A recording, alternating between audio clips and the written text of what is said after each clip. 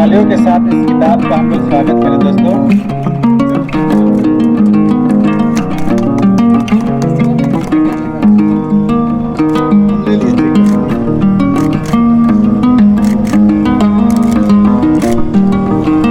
सबसे पहले आप सभी लोगों का स्वागत है और सुधीर जी को बधाई कि उन्होंने भगत सिंह के ऊपर किताब लिखी।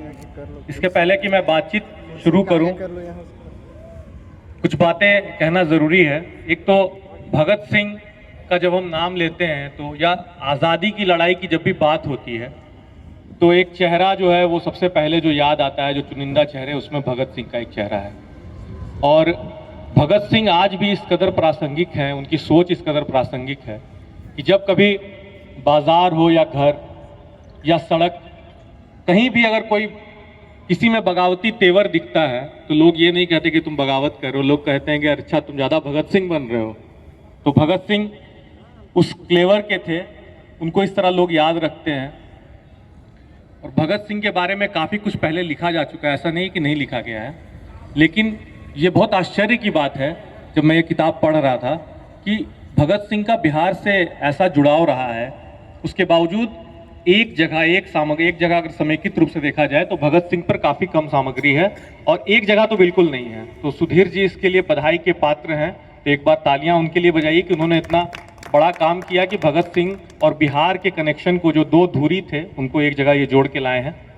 इस पर हम बात शुरू करेंगे। इसके पहले मैं जो चर्चा के लिए यहाँ मौजूद हैं उनका मैं एक बार परिचय दे देता हूँ। मेरे ठीक यहाँ सुधीर जी पहले बैठे हुए हैं, जो किताब के लेखक हैं, पत्रकार रहे हैं सुधीर जी। हम दोनों लोग काफ़ी लंबे समय से साथ में पत्रकारिता की हम लोगों ने, ये हमसे पहले लेखक बन गए तो एक बार सुधीर जी का स्वागत तो हम लोग पहले कर चुके हैं।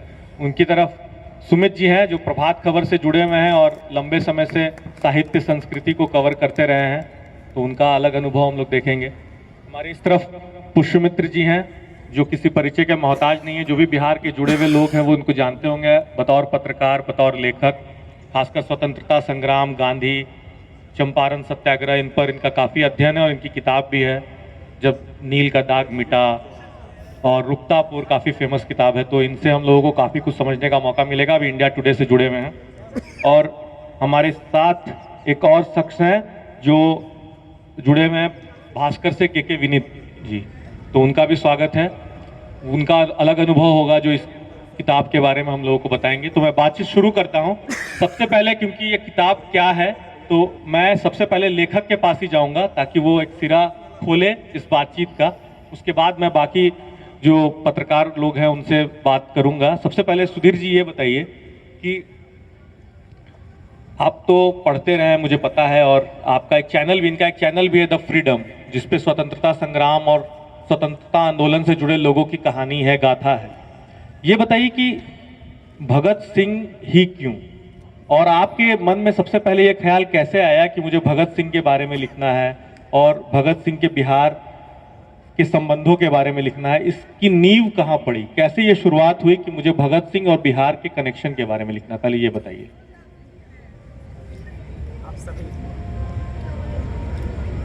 हेलो, आप सभी को धन्यवाद। आप इस लोकार्पण में और चर्चा में जो लोग भी शामिल हैं, मंच पर हैं, मंच के नीचे हैं, सामने, बातचीत का जवाब देने से पहले मैं आज 13 दिसंबर है, आज एक ऐतिहासिक दिन है। विनय बसु नाम के क्रांतिकारी हुए थे जिनका आज शहादत दिवस है। उनको मैं नमन करता हूँ, श्रद्धांजलि देता हूँ। वो 1930 में कोलकाता में घटना हुई थी। राइटर्स बिल्डिंग जो है, जो वहाँ का मुख्य बिल्डिंग है, तो वहाँ पर आज ही के दिन जेल आईजी सिम्पसन की 3 युवकों ने, जो बहुत अधिक क्रांतिकारियों को प्रताड़ित करता था, जेल में हर तरह से इतना अधिक टॉर्चर करता था जितना हम कह नहीं सकते, या मंच पर जिसको बोला नहीं जा सकता, उस हद तक वो क्रांतिकारियों को जेल में टॉर्चर करता था। तो सिम्पसन की हत्या वहाँ पर इन लोगों ने, 3 युवक थे, विनय, बादल और दिनेश, इन तीनों ने मिल करके 8 दिसंबर 1930 को मार डाला था। वहीं पर फिर ये लोग घिर गए थे, तो जो बादल थे उन्होंने उसी समय साइनाइड खा करके वो आत्महत्या उन्होंने कर ली थी, और विनय बसु और दिनेश जो थे उन्होंने खुद को गोली मार ली थी। तो दोनों को अस्पताल ले जाया गया था। आज ही के दिन विनय बसु ने दम तोड़ दिया था अस्पताल में इलाज के दौरान, आज वो शहीद हुए थे। बाद में वो दिनेश बचा लिए गए थे और उन्हें फिर 7 जुलाई 1931 को उनको फांसी दे दी गई थी। तो आज ये शहादत दिवस है विनय बसु को, उनको श्रद्धांजलि। और अब हम फिर आते हैं किताब पर, विषय पर। कैसे शुरुआत हुई, कैसे आपके जहन में आया कि इस विषय पर किताब लिखना? मैं लंबे समय से काम कर रहा था क्रांतिकारियों पर, और क्रांतिकारी मुझे शुरू से ही जो स्वतंत्रता सेनानी हैं या जिनके दिल में वो एक अलग सा, उनको जब पढ़िए तो लगता था, पढ़ने का शौक था, हर तरह की चीज़ मैं पढ़ता हूँ जो भी मिल जाता है। थोड़ा सा ये रहा कि अक्षर मुझे आकर्षित करते हैं, शब्द मुझे आकर्षित करते हैं।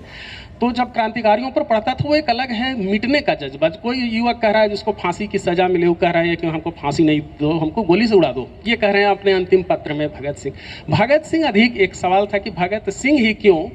भगत सिंह से पहले वो हमारी क्रांति की लड़ाई, संजोग एक कहिए कि बड़ी जो लड़ाई शुरू हुई है बिहार से लड़ाई हुई है, सशस्त्र जो लड़ाई 1857 के बाद जब सीधे ब्रिटिश राज हमारे देश में चलने लगा, उस समय तक तो ईस्ट इंडिया कंपनी थी, तो ये जब चलने लगा तो पहला बम जो अंग्रेजी सरकार पर फेंका गया, पहला जो बम विस्फोट हुआ वो हुआ है खुदीराम बोस के द्वारा मुजफ्फरपुर में। तो बिहार को इस बात का गौरव होना चाहिए कि पहला जो ब्रिटिश सरकार के खिलाफ वो बम फेंका गया या जंग की शुरुआत की गई, सशस्त्र जंग की, वो बिहार से। हम लोग गांधी का नाम तो 17 से लेते हैं, लेकिन उससे पहले ये एक हो चुका था। तो उस समय से सशस्त्र लड़ाइयाँ चल रही थी, उससे पहले चापेकर बंधुओं ने वहाँ पर पुणे में किया था, और फिर ये बढ़ा। भगत सिंह ने पूरे क्रांतिकारी आंदोलन को बदल दिया। उन्होंने पहली बार डिफाइन किया कि इनकलाब क्या है, क्रांति क्या है, और ये बम पिस्तौल का मतलब क्रांति। प्रायः ये पर्यायवाची बना दिया जाता है कि कोई बम ले लिया है, कोई पिस्तौल ले लिया है, तो उसे हम लोग कहते हैं इनकलाबी। उन्होंने खुद कहा कि इनकलाब की तलवार विचारों की शान पर तेज होती है, और उस बयान में, अदालती बयान में यह भी कहा कि क्रांति के लिए बम और पिस्तौल अनिवार्य नहीं है। हाँ, उनकी भी जरूरत पड़ सकती है, ये उन्होंने कहा, लेकिन ये नहीं कहा कि बम पिस्तौल। उन्होंने यहाँ तक ये किया। ये इसी से समझ सकते हैं कि इनकलाब की तलवार विचारों की शान पर तेज होती है।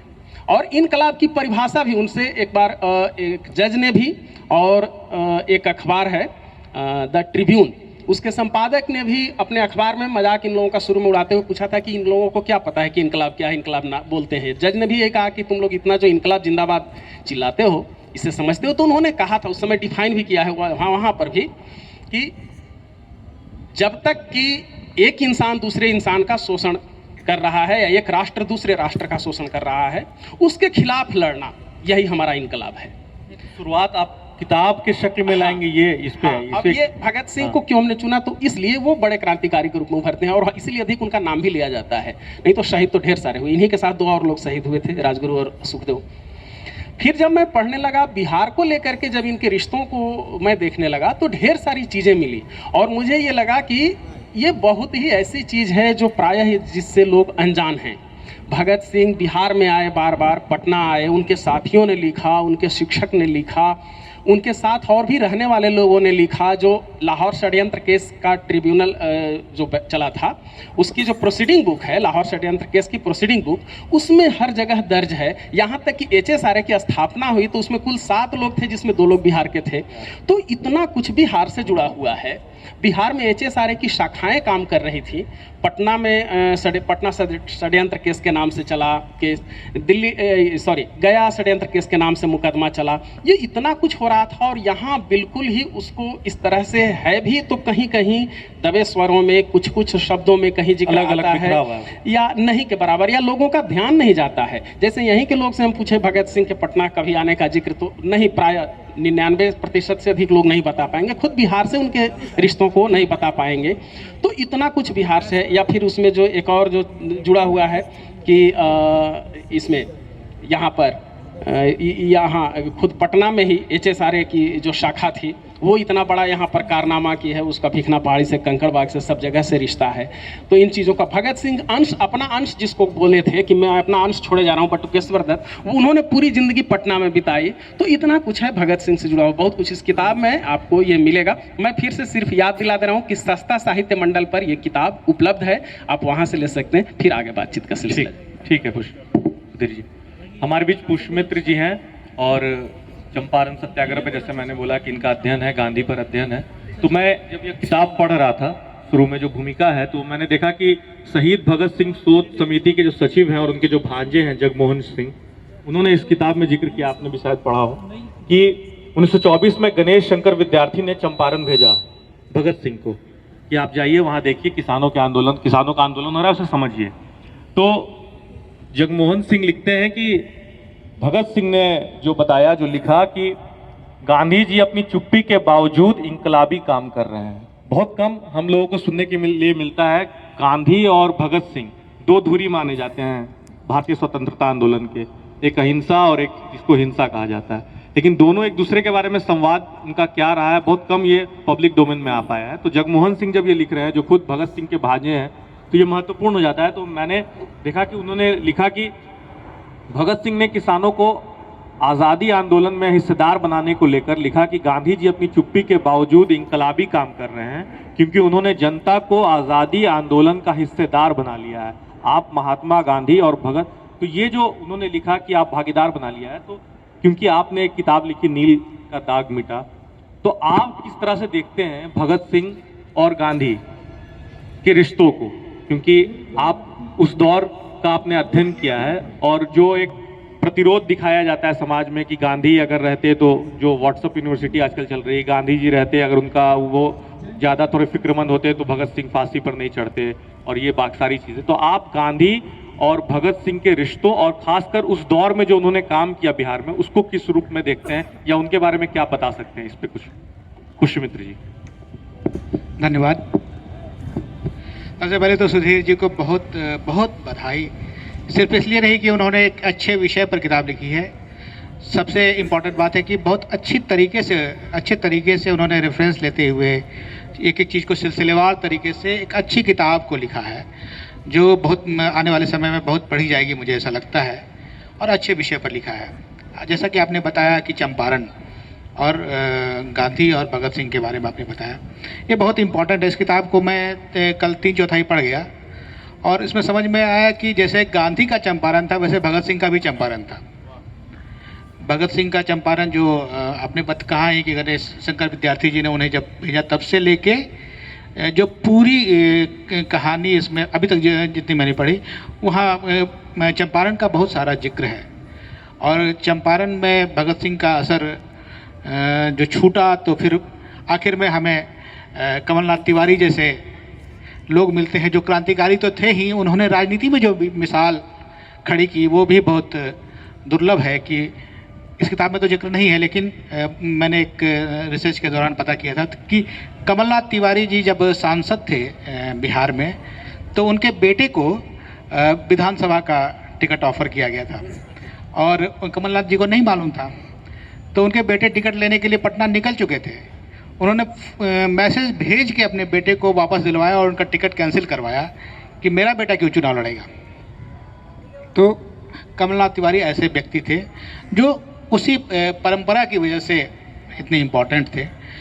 तो जो आपने एक बात कही कि गांधी और भगत सिंह के बीच के जो रिश्ते हैं, उस पर मेरा बहुत ज़्यादा अध्ययन तो नहीं है, लेकिन मैं ये देखता हूँ कि गांधी जी के संपर्क में बाद के दिनों में बहुत सारे ऐसे लोग आए जो जिनका हिंसक क्रांति पर भरोसा था, जैसे कि आज़ाद हिंद फौज के सिपाहियों से गांधी जी का बड़ा अच्छा रिश्ता रहा।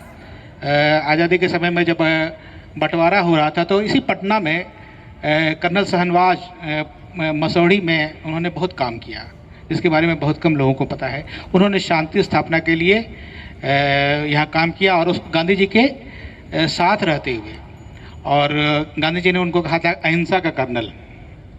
और फिर उन्होंने चरखा चलाना सीखा और बहुत सारे काम किए। तो उनके इन्फ्लुएंस में लोगों के विचार बदलते रहे हैं, और अलग अलग विचार हैं, उसमें ये नहीं कहा जाता है कौन सही है कौन गलत है। भगत सिंह ने युवाओं को इतना प्रभावित किया देश में, ये बहुत इंपॉर्टेंट बात है। लेकिन इस किताब के बारे में मैं ज़्यादा बात करूँगा। हाँ, तो ये है कि इस किताब में से गुजरते हुए हम लोग चंपारण में जो भगत सिंह का ये प्रभाव रहा उसको हम लोग समझते हैं। और दूसरी बात जो जानने की इच्छा रह जाती है कि जब पत्रकार बन के, हम लोग सब पत्रकार हैं, जब पत्रकार बन के भगत सिंह आए होंगे चंपारण, तो उन्होंने क्या किया होगा, क्या लिखा होगा, ये हम लोगों को पता नहीं चल पाया। इसमें अलग से मेहनत करने की हम सब लोगों को ज़रूरत है। अभी नहीं। बहुत सही बात कहा, और यही होना भी चाहिए जब कुछ कोई बड़ा काम हो रहा है तो एक टास्क आगे के लिए होना चाहिए कि अब इसके आगे क्या है। तो सुधीर जी के लिए एक टास्क भी है और एक चुनौती भी है कि हम लोग उसको निकालें। हमारे बीच सुमित जी हैं। जी जी इसके बाद बोलिएगा। आपको भी मौका मिलेगा सर। हमारे बीच सुमित जी हैं, और जैसा मैंने बताया कि साहित्य संस्कृति बहुत कवर करते रहे हैं, प्रभात खबर से जुड़े हुए हैं, पत्रकार हैं। तो सुमित जी, मैं ये आपसे पूछना चाहूँगा कि इस किताब में एक अंश है, इसका जिक्र सुधीर जी ने भी किया, बटुकेश्वर दत्त को लेकर कि पटना में भगत सिंह का अंश। तो आप किस तरह देखते हैं? और भगत सिंह की बात जो है वो बिना बटुकेश्वर दत्त की बात किए पूरी हो भी नहीं सकती है। एक ऐसे साथी, दोनों ने साथ मिलकर बम फेंका सेंट्रल असेंबली में। तो आप किस तरीके से देखते हैं उस प्रसंग को, खासकर पटना से जुड़े प्रसंग को? आपके लिए कितना नयापन मिला और क्या नई जानकारी मिली उस प्रसंग को लेकर? अगर उसके बारे में कुछ, बटुकेश्वर दत्त और भगत सिंह के संबंधों के बारे में अगर आप कुछ बता सके तो बताइए। किताब में उसका जिक्र भी है। हाँ बिल्कुल, धन्यवाद। सुधीर जी को फिर से बधाई एक बार मेरी तरफ से भी। ये एक चैप्टर है इस किताब में, मैंने पढ़ा उसको, पटना में भगत सिंह का अंश। इसमें बेसिकली जो है मुझे जो समझ में आया, इन्होंने उस घटना का जो संसद में बम फेंकने की जो घटना हुई थी उस समय जो बताया गया उसका जिक्र तो किया ही है, लेकिन बटुकेश्वर दत्त एक जो बहुत इम्पोर्टेंट कैरेक्टर थे, उस घटना के गवाह थे, उस घटना में शरीक थे, उनका जो बिहार से कनेक्शन रहा है उसको उन्होंने बहुत अच्छे से पेश किया है। उसको कई एंगल से उसको बताने की कोशिश की गई है। बटुकेश्वर दत्त के जो इतने करीब वो 15 साल तक जेल में रहे, बिहार के जेलों में रहे, वो उनका एक तरीके से घर यहाँ था लगभग, अभी भी जक्कनपुर में उनका आवास है। और शुरुआती जो उस चैप्टर की हुई है वो एक PMCH के अस्पताल में है, जहाँ पे अपने परिजनों के साथ, और मतलब उनको इलाज की सेवा, मतलब जो दवाइयाँ उपलब्ध होनी चाहिए वो नहीं हो पा रही है। एक लाइन उसमें ये है कि जब वो गए ये परिवहन के लिए कोई परमिट लेने के लिए, तो कमिश्नर ने उनको पूछा कि आपका स्वतंत्रता संग्राम में आप जुड़े रहे हैं, इसका क्या सबूत है, आपको पेश करना पड़ेगा। तो उस वक्त बटुकेश्वर जैसे लोगों को भी मैंने गवाही पेश करनी पड़ती, हालांकि उनको बाद में मिला, लेकिन राजेंद्र प्रसाद जी के हस्तक्षेप के बाद जो है उनको मिला, लेकिन वो अपना सबूत देना पड़ा उनको जा करके वहाँ पर भी। तो एक ये सारी चीज़ें भी हैं जो लोग मतलब इस तरीके से जुड़े हुए थे आंदोलन में, उनके साथ कैसे चीज़ें जो हुई उन चीज़ों को भी बताया है। उस संबंध भी दिखाया है इन्होंने। जो भगत सिंह की माँ हैं विद्यावती देवी, संभवतः नाम वही, मैं गलत तो नहीं वहाँ, तो उनके साथ जो बटुकेश्वर दत्त का संबंध दिखाया गया है कि किस तरीके से वो जैसे भगत सिंह को प्यार करती थी उस तरीके से बटुकेश्वर दत्त जी को भी उससे कहीं अधिक, वो चूँकि वो लंबे समय तक उनके संपर्क में रहे, तो उनसे ज़्यादा वो हम कह सकते हैं कि उनसे प्रेम रहा, और अंतिम समय तक प्रेम रहा, जब तक कि वो उनका प्राण शरीर से नहीं निकला तब तक वो अंतिम यात्रा में भी और उसके करीब भी लगता है कि उनका जो है उनसे जुड़ाव रहा था। तो कई सारी शेड्स हैं उसमें, कई नई चीज़ें हैं जो लोगों को जाननी चाहिए, जो हमारे मेरे लिए भी कुछ चीज़ें जो थी बिल्कुल नई थी और एक पाठक के तौर पर मुझे अच्छी लगी। बहुत सुमित जी ने जो बात कही, आप अगर ये किताब पढ़िएगा तो अभी मैं भी इसको पढ़ ही रहा था, बटुकेश्वर दत्त को लेकर जो चैप्टर लिखा हुआ है वो बहुत भावुक चैप्टर है। आप जब उसको पढ़ते हैं तो देखते हैं कि भगत सिंह ने जो अपने आज़ादी के पलड़े को जो है वो अपनी मौत, अपनी ज़िंदगी के पलड़े से भारी रखा। खुद शहीद हुए, लेकिन वो जिस देश के लिए शहीद हुए वहाँ क्या बाद में फांसी भगत सिंह को तो मिल गई, लेकिन जो सज़ा बटुकेश्वर दत्त को मिली जिंदा रहते हुए बतौर स्वतंत्रता सेनानी, किस तरह उनको जलालत की ज़िंदगी एक तरह से कह सकते हैं कि जीनी पड़ी।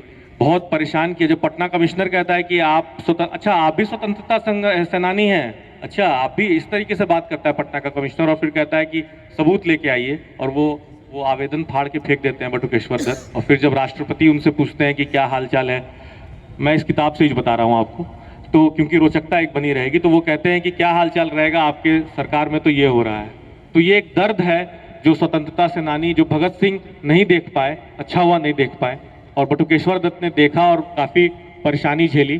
तो इस तरह के रोचक प्रसंग अगर आप देखेंगे, जानना चाहते हैं, तो यह किताब में मिलेगी। इसी तरह का एक और प्रसंग है गया से जुड़ा हुआ।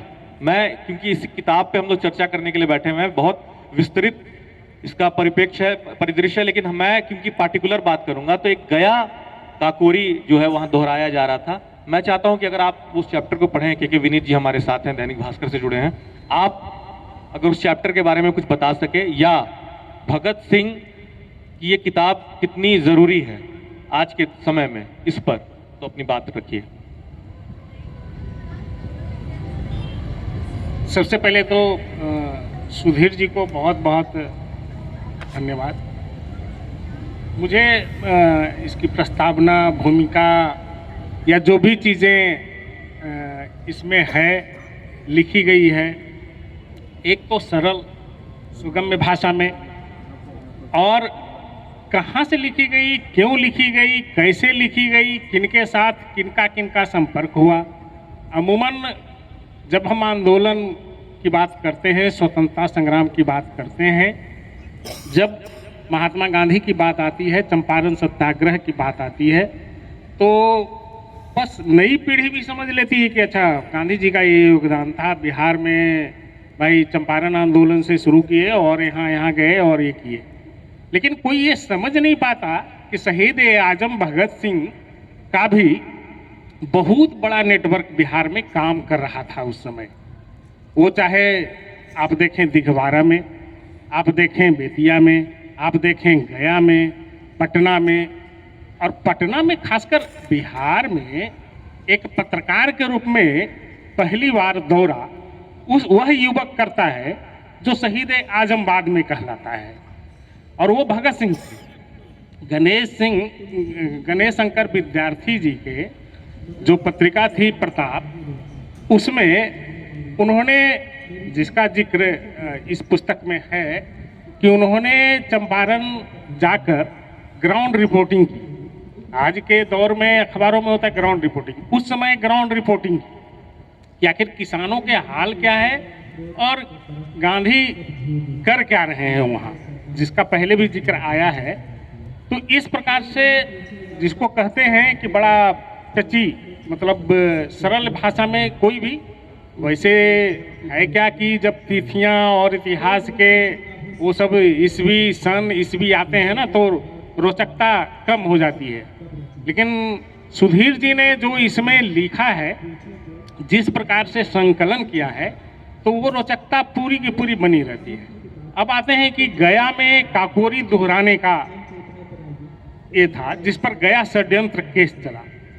अब एक प्रभात चक्रवर्ती करके क्रांतिकारी थे, वो फरार चल रहे थे बंगाल के, वो आए बिहार, उनको पकड़ गिरफ्तार कर लिया गया। इस चैप्टर में उसको इतना अच्छा से पिरोया गया है, और किस प्रकार से एक ब्रिजभूषण नाम के, वो अभी जो अनुग्रह नारायण स्टेशन है औरंगाबाद का, वो उस समय पावरगंज स्टेशन था, उस समय पावरगंज स्टेशन था। वहाँ पर प्लान बना, उनसे मिलकर पहले तो प्लान बना कि जो पोस्ट ऑफिस में आती है ना, शनिवार को ज़्यादा पैसे रहते हैं, जो डाक से मनी ऑर्डर और ये सब आया जाया करता है, तो उस पैसे को लुटवा दिया जाए। और लुटवा दिया जाए तो फिर सिर्फ इसलिए कि क्रांतिकारियों को धन चाहिए था। फिर हुआ कि नहीं, तो फिर हुआ कि ट्रेन की बात आई, तो उसमें फिर बाद में बृजभूषण सहाय पीछे हाथ हटा लिए। हालांकि केस गया षड्यंत्र केस हुआ, जिसमें 17 लोगों पर केस चला। तो इस प्रकार से ले देकर पूरी तरह से इसमें पठनीयता बनी हुई है, और किताब की अपनी बहुत बड़ी उपयोगिता है। शुक्रिया, बहुत अच्छी बात बताई के विनीत जी ने। और जब हम इस किताब को पढ़ते हैं तो ये भगत सिंह के ऊपर तो किताब है ही, लेकिन मैं जब इसे पढ़ रहा था तो आप बिहार के क्रांतिकारियों के बारे में भी जानेंगे। बिहार के कई क्रांतिकारी हैं जिसका इसमें जिक्र किया हुआ है, जिनका जिक्र है इसमें, तो आप उनसे भी रूबरू होते हैं, आप उनके नाम जानते हैं कि बिहार में कौन कौन से लोग थे जो भगत सिंह से जुड़े हुए थे, जो स्वतंत्रता आंदोलन से जुड़े हुए थे। अब मैं पुष्यमित्र जी के पास आता हूँ, फिर सुधीर जी के पास भी आऊँगा। कि जैसा मैंने कहा कि बिहार के कई क्रांतिकारियों के का इसमें उल्लेख है, और बिहार का जो स्वतंत्रता आंदोलन है उस पर क्या सामग्री मौजूद है, और ये किताब जो बिहार के क्रांतिकारियों के बारे और मेहनत भी अधिक लगती है, बजाय इसके कि कहीं से कोई एक सामान्य चीज़ लिखी जाए। तो मेहनत लगी है और कई सालों की ये मेहनत है, और ये बिल्कुल मुझे भी याद नहीं कि मैं कहाँ कहाँ भटका हूँ इसके लिए। जैसे हमने दिल्ली अभिलेखागार से, राष्ट्रीय अभिलेखागार में वो पूरा प्रोसीडिंग बुक है लाहौर षड्यंत्र केस की, वो पूरा हमने निकाला एक एक दिन का, वो समझ लीजिए कि 700-800 पेज का वो है, और वो पूरी अंग्रेजी में, मेरी अंग्रेजी कमज़ोर, फिर भी वो पूरा उसमें से खोज खोज करके बिहार के अंश को निकालना कि कहाँ किन किन लोगों ने बयान दिया है, बिहार के कितनी, बिहार की ढेर सारी गवाहियाँ हुई हैं उसमें, बिहार से, यहाँ बेतिया से, मुजफ्फरपुर से, ऐसी जगहों से गवाह ले जाए गए हैं लाहौर में उस समय, और उन सब ने गवाही दी है, और उन सब का जिक्र लगभग है गवाह संख्या सहित कि किस दिन किस डेट में गवाही हुई है और उनका क्या बयान था। तो उससे बहुत कुछ, फिर बिहार अभिलेखागार से भी बहुत कुछ मिला, यहाँ पर जो उस समय चला है उससे फिर मिला। बहुत सारी किताबें जो इस संबंध में हैं, स्वतंत्रता सेनानियों के संबंध में, वो चीज़ें।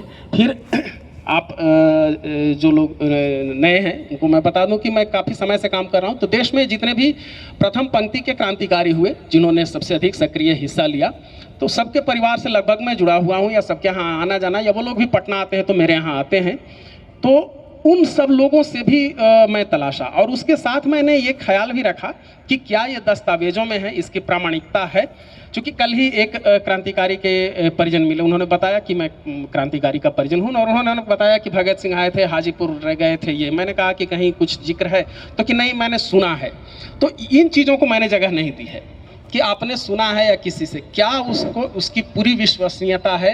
हाँ, अगर किसी क्रांतिकारी ने अपने बेटे से ऐसा कहा है या अपने इंटरव्यू में कहा है तो उसको थोड़ा सा हमने माना है, उसमें भी हमने दस्तावेजों पर ही पूरा ध्यान दिया, पूरा फोकस किया है। तो इससे समझ सकते हैं कि तमाम लोगों से मैं बातचीत हमेशा करता रहा, और जहाँ से जो कुछ भी मिला या जहाँ पर मुझे पता चला कि इस बारे में यहाँ पर कुछ मिल सकता है, वो हमने किया। इस किताब को भी आप पढ़ेंगे, मुझे लगता है कि करीब 100 किताबों का रेफरेंस इसमें दिया गया है, तो आप समझ सकते हैं कि पढ़ी गई होंगी कितनी है। बिल्कुल बिल्कुल, क्योंकि हमारे पास समय कम है, और मैं चाहूँगा कि एक प्रसंग, एक लेटर हम लास्ट में पढ़ें जो भगत सिंह ने बटुकेश्वर दत्त को लिखा था फांसी के समय, वो मैं आपसे ही पढ़वाने के लिए कहूँगा। लेकिन उसके पहले आप इस किताब के बारे में संक्षिप्त, समय हमारे पास कम है, आप बताइए कि भगत सिंह और बिहार के कनेक्शन के बारे में आपको जो नई जानकारियाँ मिली, जो रोचक जानकारी है जो इस किताब के जरिए पहुँच सकती है, वो आप थोड़ा दर्शकों से शेयर करें कि कहाँ कहाँ भगत सिंह आए संक्षिप्त में, और क्या उनका एकाध रोचक किस्सा अगर कुछ हो तो बता दें। किताब की शुरुआत ही जहाँ से होती है, ये सबसे पहले ये होता है कि जब HSRA का गठन किया जाना था, HRA उससे पहले था जो काकोरी के साथ ही लगभग वो खत्म हो गया आगरा में जो, हाँ नहीं, काकोरी एक्शन आगरा में जो गठन हुआ HSRA का, नहीं दिल्ली में फिरोज शाह कोटला के ये में, आगरा में हेडक्वार्टर बनाया था। हाँ, तो फिरोज शाह कोटला में जो बैठक होनी थी, तो उसके लिए शुरुआती दौर में ही बिहार भी लोग आए, कि बिहार से भी लोग, भगत सिंह चाहते थे, उस समय अलग अलग संगठन, बंगाल में अनुशीलन के नाम से लोग काम कर रहे थे, युगांतर के नाम से काम कर रहे थे, यूपी में HRA के नाम से, पंजाब में गदर के नाम से, तो अलग अलग सब ये बना हुआ था। वो चाहते थे कि एक साथ सब लोग जुड़े, तो वो फिरोज शाह कोटला में बैठक होती है। बिहार से कुल 7 लोग जो जमा हुए थे, उसमें बिहार से 2 लोग थे, फणींद्रनाथ घोष और मनमोहन बनर्जी, जिनका थोड़ी देर पहले जिक्र आया। थोड़ा सा मैं क्लियर कर दूं कि फणींद्रनाथ घोष पर इसलिए अधिक ये किया गया था कि फणींद्रनाथ घोष सेंट्रल कमेटी का मेंबर बनाया गया था फणींद्रनाथ घोष को, और इसलिए सारी जानकारी थी फणींद्रनाथ घोष को। और वो जब सरकारी गवाह बनता है तो एक एक चीज इतनी बारीकी से, आप देखेंगे कि प्रोसीडिंग बुक में पढ़ रहा था, लगभग 1 सप्ताह उसका बयान चला, दिन भर, मैंने जो बोलना सुबह से शुरू कर रहा है, अदालत शुरू होती है और शाम तक, फिर अगले दिन सुबह से शाम तक, 1 सप्ताह तक वो गवाही दिया है। तो एक एक चीज बारीकी से उसने बताया। ये बहुत अच्छा, उसने सिर्फ भगत सिंह को ही नहीं फंसाया, तमाम अड्डे बताए, सभी क्रांतिकारियों को फंसाया। यहाँ मौलनिया एक्शन हुआ था, यहाँ भी शिनाख्त करने के लिए फणींद्रनाथ घोष को लाया गया, और यहाँ भी सारी कहानी उसने बता दी। वहाँ जलगांव अदालत में उन पर फिर गोली वहाँ मारने का प्रयास किया था भगवान दास महौर ने, किताब में जिक्र है। तो फणींद्रनाथ पर इसलिए अधिक गुस्सा था कि योगेंद्र शुक्ल को फंसाया गया, या बाकी और कमलनाथ तिवारी वगैरह के खिलाफ अधिक सबूत मिले, उसमें फणींद्रनाथ घोष की सबसे बड़ी भूमिका थी। मनमोहन बनर्जी के खिलाफ वो यहाँ तक कि जो तीन प्रमुख गद्दार माने जाते हैं, फणींद्रनाथ घोष और ये गोपाल एक है, और एक और हंसराज बोहरा, जय गोपाल और हंसराज बोहरा और फणींद्रनाथ घोष जब जलगांव अदालत में आते हैं ये करने, तो वहाँ भी आज़ाद कहते हैं कि बोहरा बच जाए कोई दिक्कत नहीं है, चूंकि वो बचाया है। अज्ञेय का जब मैं संस्मरण पढ़ रहा था तो अज्ञेय को पहचानते हुए भी हंसराज बोहरा ने इनकार कर दिया था, चूंकि फांसी अंक में लिखा था इन सब ने, तो वो अज्ञेय को नहीं पहचाना था। अज्ञेय ने भी तारीफ किया कि कायर है लेकिन फिर भी इतनी बहादुरी इसने दिखाई। फणींद्रनाथ घोष ने सबसे अधिक ये किया था, इसलिए उन पर सबका गुस्सा था, योगेंद्र शुक्ला का भी, भगत सिंह का भी। इसमें भगत सिंह को की जब मीटिंग वो हो रही थी तो बिहार से ये दो लोग जाते हैं, फिर आते हैं भगत सिंह। याद रखिए कि उसी समय भगत सिंह सिख से, जो अब हम लोग देखते हैं हैट वाला और मूंछ कटा हुआ, वो वहाँ हो चुके थे। इंटरेस्टिंग ये है कि वहाँ फणींद्रनाथ कहता है भगत सिंह से कि ठीक है बिहार आना, तो वो उस समय भगत सिंह का याद रखिए मूछ भी मुड़ने की तैयारी थी, पूरा सिख वेश हटा देने की, लेकिन वो कहता है फणींद्रनाथ उस मीटिंग में कि मूछ रख के आना, बिहार में मूछ कटावे का फैशन नहीं है, नहीं तो लोग अजीब नज़र से देखेगा, और इसलिए उनकी मूछ भी बच गई है। यहाँ वो आते हैं, प्लान था कि वो कहीं पर धन का इंतजाम किया जाए और दुनिया भर के वो क्रांतिकारी जिसका अंतिम सहारा होता है कि कहीं डाका ये डले, कहीं से भी ये करें, हाँ पैसे का इंतजाम हो, हालांकि वो होता नहीं है और फिर वो लौट जाते हैं। तो ये पहला, भगत सिंह और चंद्रशेखर आज़ाद दोनों आए हैं और वो पूरा प्रोसीडिंग बुक में समूचे बयान में दर्ज है, कहाँ ठहरे, कितने दिन रहे, उससे हमने सारा कुछ लिया है। बलवा रामपुर है बेतिया के पास, वहाँ चंद्रशेखर आज़ाद राम बाबू के यहाँ ठहरे थे, फिर बाद में उनको दूसरे क्रांतिकारी के यहाँ ठहराया गया, जितने दिन तक रहे। भगत सिंह मुजफ्फरपुर गए, फिर योगेंद्र शुक्ल उस समय वहाँ रह रहे थे, वैशाली आए, सब लोगों ने ये घुमा फिरा है। दूसरा जो प्रमुख जिक्र है, भगत सिंह के शिक्षक थे एक वहाँ नेशनल कॉलेज लाहौर में, विद्यालंकार, जयचंद्र विद्यालंकार, वो फिर बिहार विद्यापीठ में पढ़ाने लगे थे। यहाँ उनका पूरा रिकॉर्ड है, हमने ये पहली बार भगत सिंह आए। हाँ, तो ये हमने यहाँ जो अभी उनसे भी सब वेरीफाई करके वो लिखा है, तो वो संस्मरण पूरा लिखा है जयचंद्र विद्यालंकार ने, और वो लिखते हैं कि वो सैंडर्स वाला जो कांड हो गया था उसके बाद फिर वो यहाँ आते हैं, अपने गुरु से मिलते हैं, और सारी कहानी, वो दरअसल मिलना था उनको, बम बनाने के लिए कोई सिखाने के लिए आदमी नहीं मिल रहा था, तो जतेंद्रनाथ दास से मिलना था, वो यहीं से एड्रेस लेते हैं और वहाँ है योगेंद्र शुक्ल के माध्यम से यहाँ तक पहुँचते हैं और फिर वापस लौटते हैं। तो ये एक और चीज़, ये जो यशपाल की प्रसिद्ध किताब है सिंहावलोकन, उसमें सिंहावलोकन में भी इन्होंने लिखा है कि भगत सिंह भारत पूरे देश को एक साथ जोड़ने के लिए जिन जिन शहरों का उन्होंने जिक्र किया है, उसमें पटना का भी जिक्र है, लाहौर, कानपुर, पटना को भगत सिंह एक किए हुए था, उनके सहपाठी थे और क्रांतिकारी भी रहे थे, तो उसमें भी उन्होंने जिक्र किया है। तो ये कई जगह दस्तावेजों में स्पष्ट जिक्र है। और कमलनाथ तिवारी के बारे में एक लाइन सिर्फ मैं ये कह रहा हूँ कि वो बिहार के एकमात्र व्यक्ति थे जो भगत सिंह के साथ कटघरे में खड़े हुए। उन्हें आजीवन काले पानी की सजा मिली और उसे ही बिहार भूल गया। कभी कमलनाथ तिवारी को हम लोग याद नहीं करते। यहाँ सूरजनाथ चौबे पटना षड्यंत्र केस में निचली अदालत से उन्हें फांसी की सजा मिली थी, फिर हाई कोर्ट से जा करके आजीवन काले पानी की सजा के रूप में उनकी सजा बदली है। तो ऐसी कहानियाँ ढेर सारी हैं। योगेंद्र शुक्ल को हम लोग भूल गए, बैकुंठ शुक्ल का नाम आता है, उन्हें फांसी हुई, बगल के वैशाली के थे। उन सबका ऐसे हमने कोशिश की है कि अधिक से अधिक ये इसमें रहे। ठीक है, अब हमारे पास समय कम है, कुछ सवाल भी लेने हैं। उसके पहले मैं चाहूंगा कि आप वो प्रसंग जो है वो पढ़ दें, वो पत्र पढ़ दें जो भगत सिंह ने बटुकेश्वर दत्त को लिखा था। आप इस पत्र के माध्यम से समझ पाएंगे कि दो दोस्तों की क्या मित्रता थी और उनका बिहार से बटुकेश्वर दत्त से क्या संबंध था। छोटा सा पत्र है, सुधीर जी उसको पढ़ेंगे। एक लाइन की भूमिका मैं बता देता हूँ कि साथ दोनों ने बम फेंके थे और फिर वहाँ दिल्ली में मुकदमा चला है और उन दोनों को आजीवन कारावास की सजा हुई। याद रखिए, फांसी की सजा हुई है लाहौर षड्यंत्र केस में, बम केस में आजीवन कारावास की सजा हुई थी। और फिर दोनों साथ में सेंट्रल जेल लाहौर ले जाए जाते हैं। बाकी सभी जो इस केस के सह अभियुक्त थे उन्हें बोस्टल जेल में रखा गया था और इन दोनों को सेंट्रल जेल में रखा गया था। और फिर भगत सिंह को फांसी की सजा सुना दी गई है। उससे पहले बटुकेश्वर दत्त को दूसरी जेल में भेज दिया गया है। उनको इस केस से निकाल दिया गया था कि अधिक से अधिक चूंकि आजीवन कारावासी हो सकता है, तो केस से उनको हटा करके दूसरी जगह भेज दिया गया है। फांसी की सजा जब सुना दी गई है भगत सिंह को, तो उन्होंने ये पत्र लिखा है बटुकेश्वर दत्त को। सेंट्रल जेल लाहौर, अक्टूबर 1930। प्रिय भाई, मुझे दंड सुना दिया गया है और फांसी का आदेश हुआ है। इन कोठरियों में मेरे अतिरिक्त फांसी की प्रतीक्षा करने वाले बहुत से अपराधी हैं। ये लोग यही प्रार्थना कर रहे हैं कि किसी तरह फांसी से बच जाएं, परंतु उनके बीच शायद मैं ही एक ऐसा आदमी हूं जो बड़ी बेताबी से उस दिन की प्रतीक्षा कर रहा हूं जब मुझे अपने आदर्श के लिए फांसी के फंदे पर झूलने का सौभाग्य प्राप्त होगा। मैं खुशी के साथ फांसी के तख्ते पर चढ़कर दुनिया को यह दिखा दूंगा कि क्रांतिकारी अपने आदर्शों के लिए कितनी वीरता से बलिदान दे सकते हैं। मुझे फांसी का दंड मिला है, किंतु तुम्हें आजीवन कारावास का दंड मिला है। तुम जीवित रहोगे और तुम्हें जीवित रहकर दुनिया को यह दिखाना है कि क्रांतिकारी अपने आदर्शों के लिए केवल मर ही नहीं सकते, बल्कि जीवित रहकर हर मुसीबत का मुकाबला भी कर सकते हैं। मृत्यु सांसारिक कठिनाइयों से मुक्ति प्राप्त करने का साधन नहीं बननी चाहिए, बल्कि जो क्रांतिकारी संयोगवश फांसी के फंदे से बच गए हैं, उन्हें जीवित रहकर दुनिया को यह दिखा देना चाहिए कि वे न केवल अपने आदर्शों के लिए फांसी पर चढ़ सकते हैं, बल्कि जेलों की अंधकारपूर्ण छोटी कोठरियों में घुल घुल निकृष्टतम दर्जे के अत्याचारों को सहन भी कर सकते हैं। तुम्हारा भगत सिंह। तो ऐसे कई भावुक और कई महत्वपूर्ण पत्र भी हैं, इसमें कई तस्वीरें भी हैं जो आप देख सकते हैं। डकैती में जो जिसका जिक्र किया गया, मौलानिया में वो एक गांव है चंपारण में, मौलानिया में वो डकैती हुई थी। भगत सिंह वगैरह गिरफ्तार हो चुके थे, कमलनाथ तिवारी वगैरह भी बाहर थे। सिर्फ 1 मिनट में समय लूँगा। और कमलनाथ तिवारी उसमें जख्मी भी होते हैं, चूँकि एक आदमी पकड़ लेता है और वो तलवार से वार करते हैं, तो ये पकड़े हुए थे कमलनाथ तिवारी, इन्हीं के कोहनी पर वो लगती, वो पूरी घटना है। मैंने ये जो पूरा प्रसंग लिया है, ये उस डकैती में एक आदमी शामिल है, रघुनी, जो मनमोहन बनर्जी का चेला होता है। मनमोहन बनर्जी के यहाँ वो काम करता था और उसे दल में शामिल किया गया था हथियार को रखने के लिए मुख्य रूप से।